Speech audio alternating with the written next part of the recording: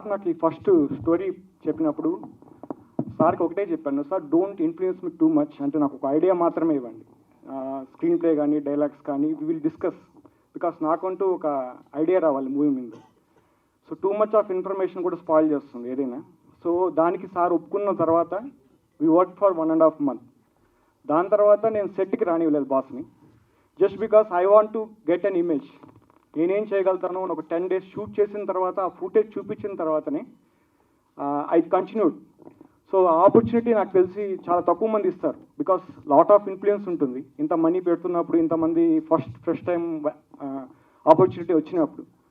Because that thing I got very ఒక విధంగా big fortunate for me, because whole movie ఒక idea నుంచే బాస్కి నాకు డిస్కషన్ ఉండేది. Remaining everything, how to act, how to get acting from them, how to move forward, how to do anything అనేది నా మీద డిపెండ్ అవ్వడం అనేది it's a big opportunity, and thanks for that sir.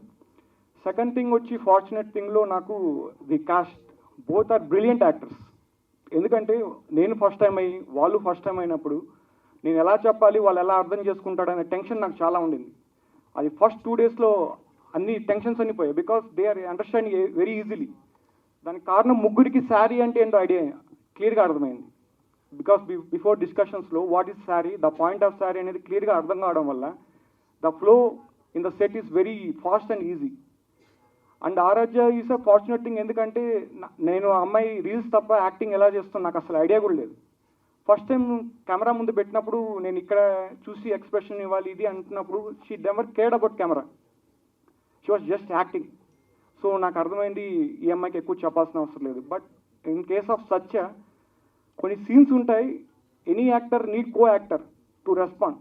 ఒక యాక్టింగ్ చేసినప్పుడు dialogue చెప్పినప్పుడు పక్కన actor రెస్పాన్స్ని బట్టి తన ఎమోషన్స్ ఉంటాయి.